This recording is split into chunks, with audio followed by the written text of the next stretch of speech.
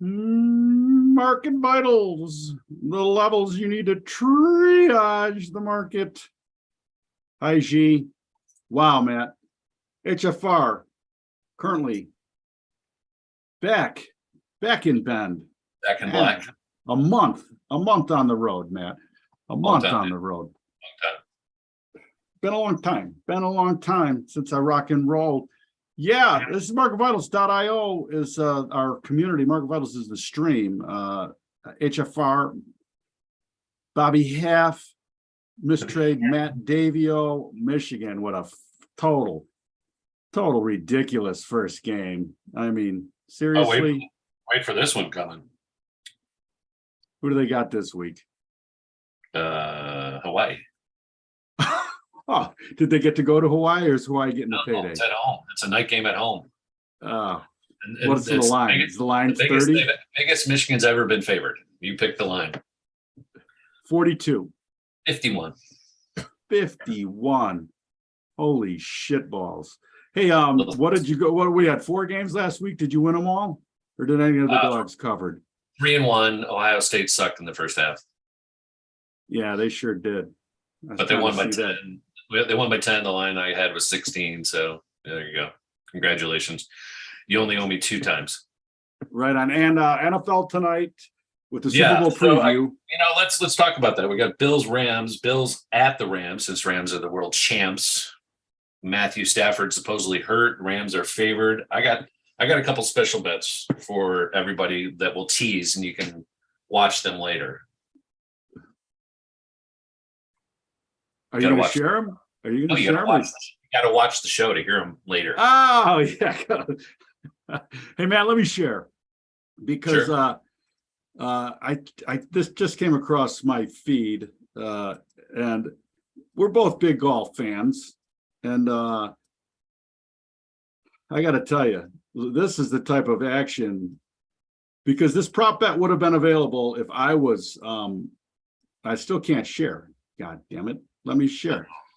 This is what we've been talking about this. The Live Tour, if they really want to make it interesting, they should have live in-game prop bets. Somebody make it up. Flaherty would have done this, right? For sure. Flaherty. 2 members of Holy Cross men's golf team made albatross on the same hole. It's a 494 par 5, right? They both creamed their drives. The first dude was 160 yards out. He holds it, right? For a deuce. And then the second kid is like, he says, I was so excited from seeing the first one go in. And then he's 125 yards out and puts his ball on top in the hole, 2 in a row. An impossible feat. Wow. It's just, I love seeing that. I love seeing it. I mean, if that's a Live Tour, somebody has an albatross, like what are the odds for the next guy? I have a chance to back this up with another albatross.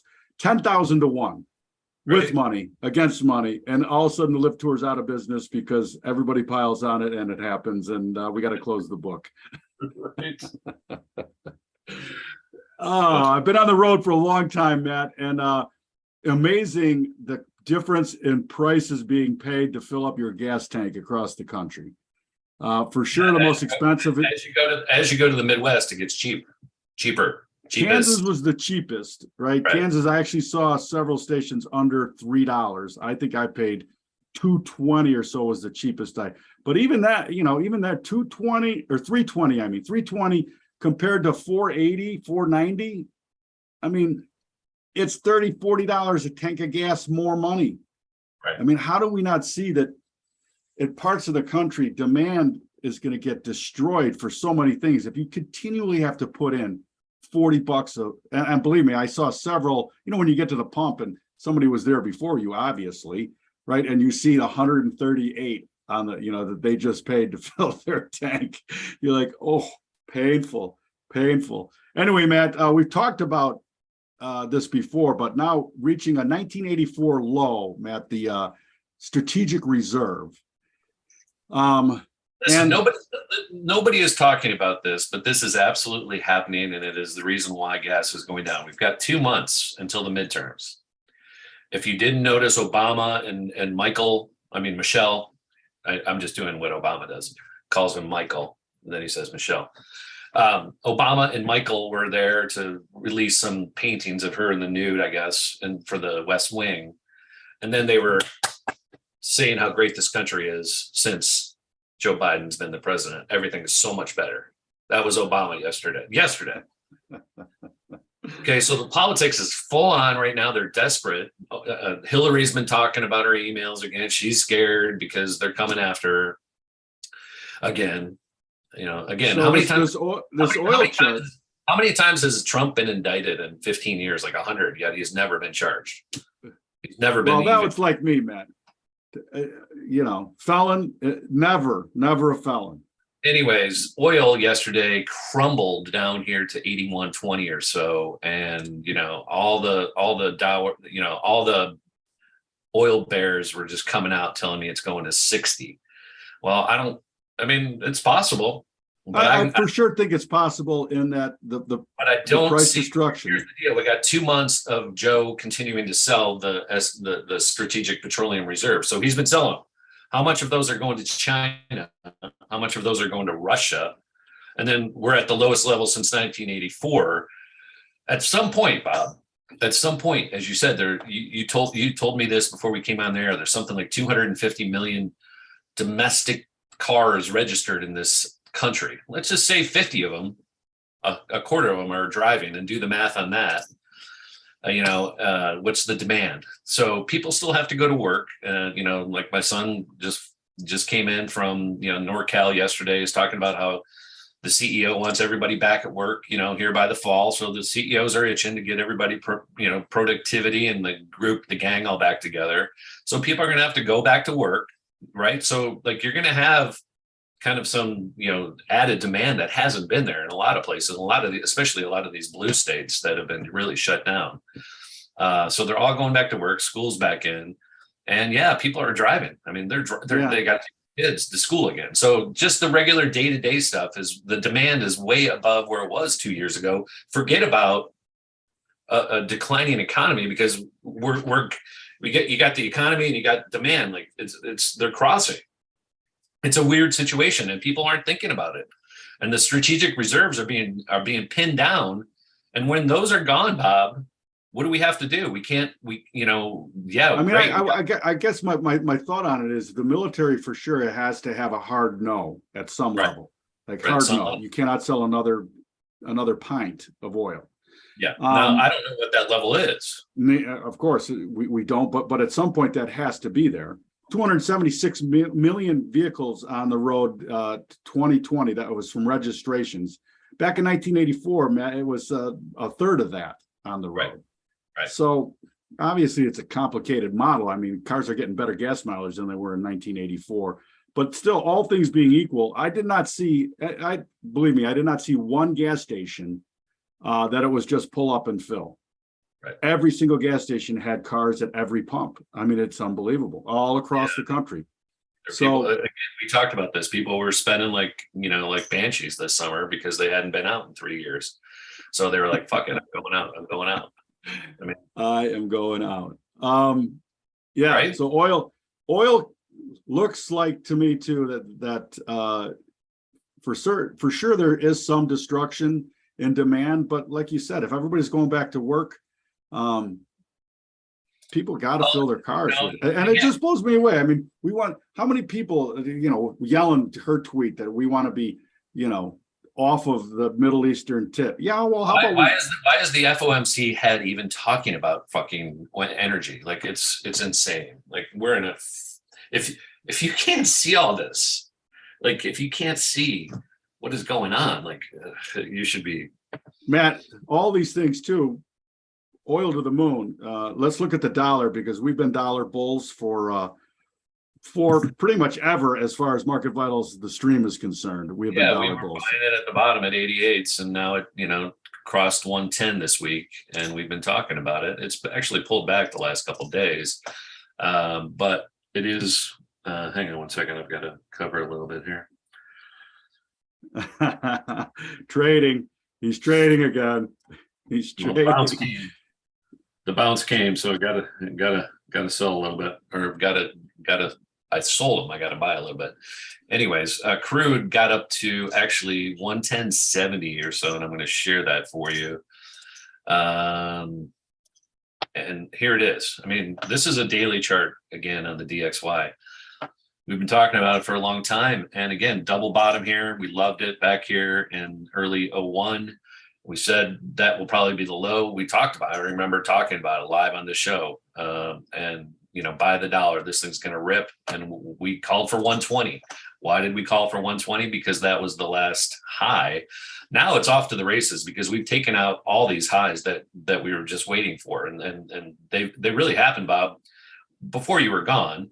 And we've been consolidating. Yeah, we talked about it. I talked about the monthly roll when I was on the roll. We've been consolidating. Really, we've been spending, you know, a few weeks here consolidating, you know, at above 105. And that was after, you know, the fallback. And we talked about that fallback that we had here at 101, as long as that 100 level held. So 2 times, 101, 105, and now we're just going higher. Now you're off to this, right? You're going to 121. You're going to 121. You're off to the races. There's nothing that can stop this right now. At least I don't see it. That's how I see it, at least.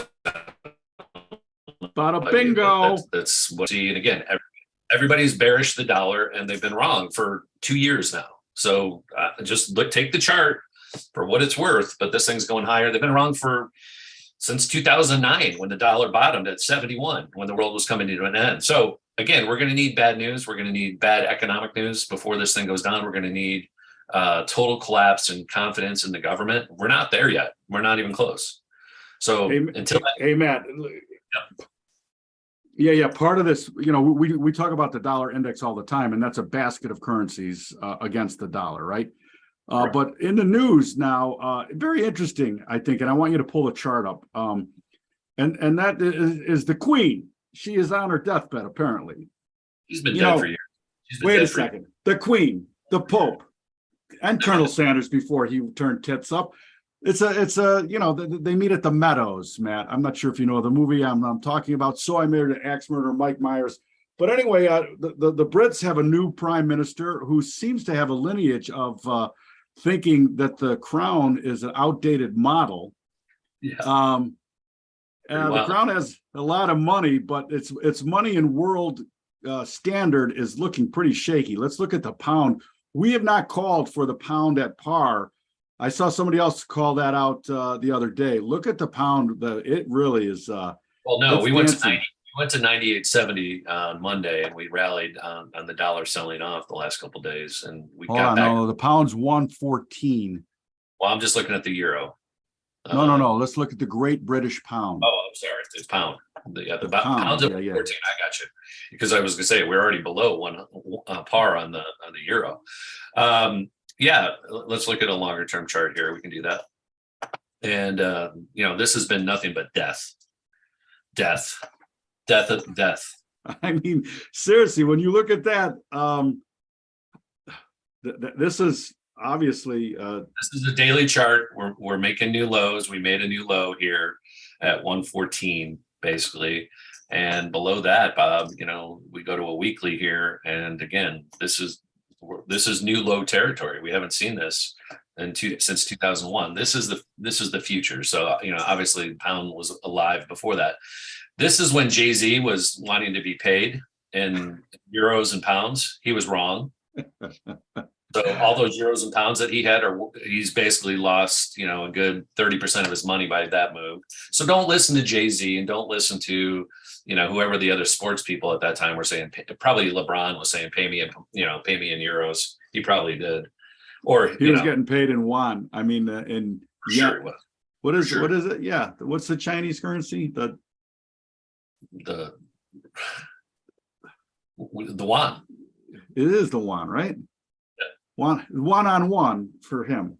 Yeah, the pound here. I mean, honestly, God, man, let's do some analysis here. Our favorite analysis. What is the meat of that profile? How big is that? It's about 160 to 120, 40 cents. So all right. Does anybody have so that portends to 80 cents. Yeah. Who's got 80-cent pound on their bingo card? Yeah, who's got it? Wow. Wow, that is impressive. the pound obviously was the world reserve currency. The dollar is now, and everybody's talking about the dollar's days are over, but it sure doesn't feel that way and look that way via the It won't chart. be that way until it is over, but it's not over yet. And the chart's going to tell us that. And it Correct. certainly isn't telling us that story right now. All right, Matt, real estate. Lastly for today, real estate. Saw today in our Deschutes County, 66 properties on the market from 1.5 to $2 million. We kind of joked on the way in. It's like, if you're in that price point, you don't have enough time to see all the houses. And if you did have the time, if there's 66 people trying to sell a house for $2 million, like, do you just automatically bid a third or half the asking price? I think so. I mean, and going back to that, how we started the show with the mortgage people stopping operations out of the blue, it very, that, and again, it's not showing up, Matt, but that feels like 2008, does it not? Yeah, well, okay. I was having this conversation with a realtor friend of mine, not located here anymore. He was in the last bubble, but the weird thing about where we are right now is it's not like 2008. People weren't getting silly mortgages. They had to put down serious cash. Most of the buyers are in fairly decent equity position right now. So we're at like the lowest in 40 years of defaults when it comes to mortgages. So everything looks good on paper. But it happens so fast when there's, when you have a buyer strike and sellers asking prices that nobody's even going to come look at. So how do you fix it? You reduce rates, but yet they have to be raising rates. So I don't know. Again, we've said quite often in the last several months that no really bad news other than inflation. No real bad news has come down the pipe. Even that, you have people touting that energy is now off $50 from the high, and everything's fine. So I don't know what to make of it, Bob. All right. Do you want to pull up at least when I left, we were talking about. Yeah, let's look at housing, because what happened in housing so far is interesting. If you just want to look at the HDX, which is the Philadelphia Housing Index, that already is half off from the COVID low to the COVID high. And half off was here at 356. We're at 384 now. So we went through that. Then we rallied, right? And now we're coming back down again as rates continue to go higher. So we traded all the way down here almost to the 61.8. But it's kind of interesting, isn't it? Looking at this index and what's going on. Again, I don't want to buy, and it also stopped here because this was like an old high from 17. So we're kind of, housing prices need to go back to at least 2017, which, as you know, are probably 40-50% lower. I mean, right. What happened in the COVID years, that has to work itself out yet. And the pricing in housing is way far behind. So I don't know what to make of it. It's just again, I'm staying short. I'm selling rallies. Like this rally that we had in housing was a great time to resell the XHB after the push down. You sold it, maybe you take some off. Every little rally here, you keep selling. It might rally back here to 450. I'd be happy to sell more housing up there. But again, I don't know. This is already the slow time of year for housing as you get into the fall. People have done their moves. They did them by May.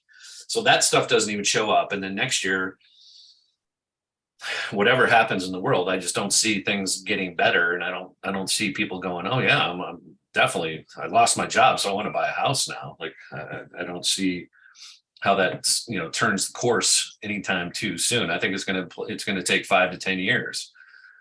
Now, that being said, equity position is pretty good. If everybody just goes stalemate and doesn't try to buy and sell, and we just nothing. Well, I think that's a really important point that you make. If you're just going to, it's like a hodler. It's like I'm not over leveraged on the house, and so I don't need to sell.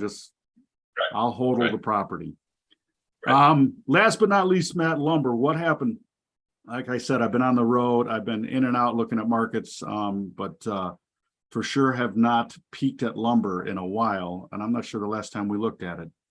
Last time we looked at it, it was dragging on the bottom, and it still is. Really hasn't changed much. So okay. Bring me up to date. This is a weekly chart, but it kind of has just made marginal new lows this week, actually. Went down to 481, but it traded down here to, 450s. Trying to get off the bottom again, called it double bottom, but here's your COVID low back here at 248. I still think it's got work to go back down there at least to, we're just getting into value now. So bounces, again, this thing trades crazy. So just be aware if you're going to step into this market, it's not for the faint of heart, like butter. Any more trading in butter? All right, Matt, it's so great to be back off of the road for sure.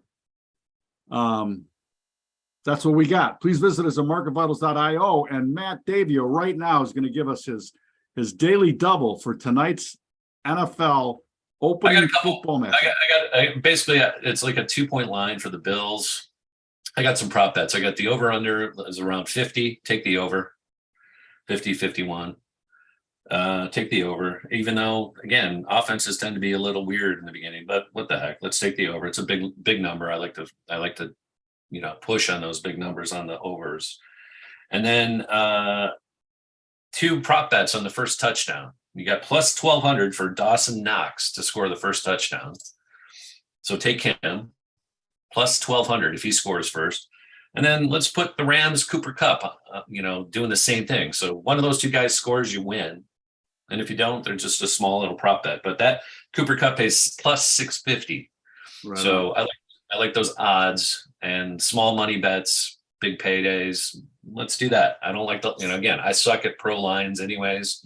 So let's do all. You were great last year in taking the favorite over 10. Oh, we're going to do that again. We're going to look at that again. As a matter of fact, I have not looked at it, but we'll cover that tomorrow for the rest of the games. This is not a double-digit point favorite anyways, right? So all right, there probably aren't a lot of. And I'm going to go with an early pick.